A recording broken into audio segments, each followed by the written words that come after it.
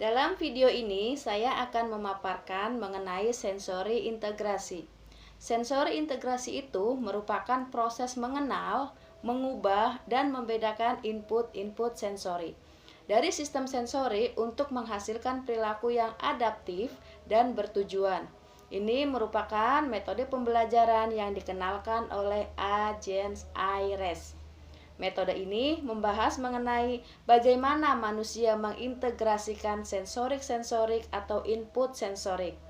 Nah, input sensorik ini ada 8. 5 yang kita kenal dengan panca indera. Yang pertama, ada taktil atau indera peraba kita, yaitu kulit. Yang kedua, ada auditory atau input yang masuk melalui pendengaran. Dan yang ketiga, ada visual atau input yang masuk dari mata atau penglihatan.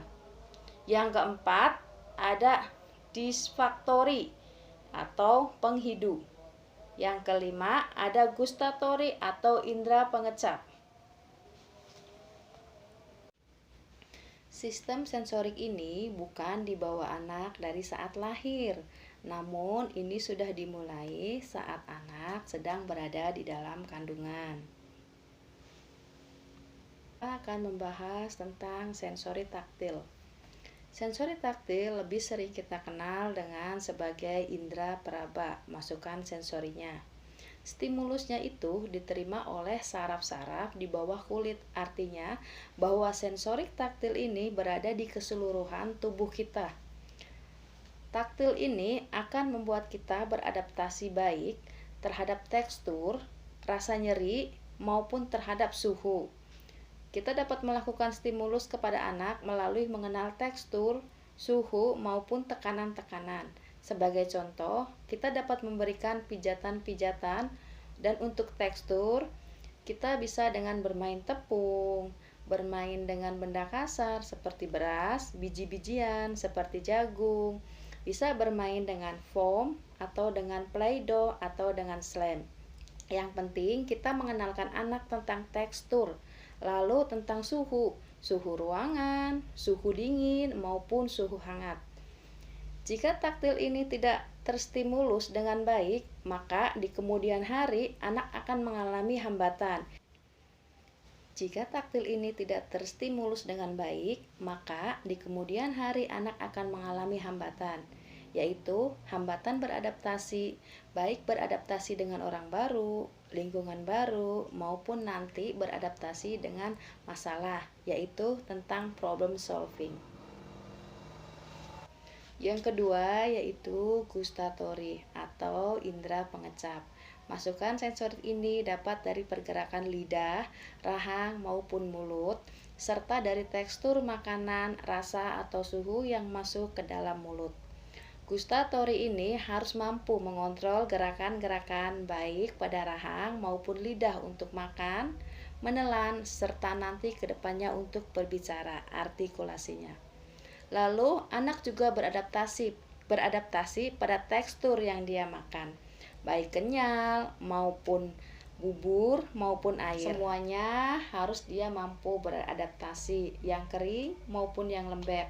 Dengan suhu juga, baik suhu dingin, suhu biasa atau suhu ruang maupun suhu hangat juga mampu beradaptasi dengan baik.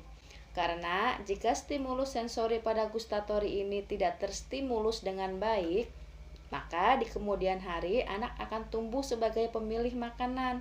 Tentu juga dia akan kesulitan untuk beraktivitas dengan baik. Dan di kemudian hari dia juga akan kesulitan beradaptasi mengenai emosi, karena dia tidak bisa menyalurkan emosinya dan perkataannya dengan jelas. Dan untuk menstimulus gustatory pada anak, kita juga dapat memberikan stimulus berupa makanan yang bervariasi, yaitu dari variasi tekstur, variasi rasa. Contohnya mengunyah daging, terus juga mengunyah mochi dan juga lain sebagainya. Dan juga kita bisa menstimulus dengan cara menggosok gigi dengan baik dan benar. Dan yang ketiga adalah olfaktori atau indera penghidup. Masukan sensori ini diterima dari saraf-saraf yang ada di dalam hidung kita. Anak harus mampu beradaptasi dengan aroma-aroma di sekitarnya, baik dari aroma tubuh seseorang maupun dari lingkungan ataupun dari benda-benda. Anak juga harus menghindari diri dari bau-bau menyengat atau bau-bau yang tidak sedap. Adapun stimulasi yang harus kita berikan yaitu dengan botol-botol aroma, contohnya aromaterapi maupun dari variasi makanan. Jika sensori olfaktori ini tidak terstimulus dengan baik, maka di kemudian hari anak-anak akan mengalami hambatan, baik dalam bersosialisasi maupun memiliki perilaku yaitu pemilih makanan. Jadi, jika ditarik kesimpulan, kurangnya stimulus pada taktil, gustatori, dan olfaktori akan membuat anak mengalami hambatan di kemudian hari.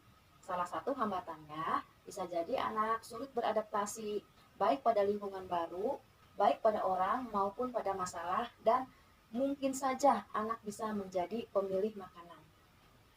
Mungkin demikian saja penjelasan dari saya, kurang dan lebihnya saya mohon maaf. Semoga ilmu ini dapat bermanfaat untuk kita semua.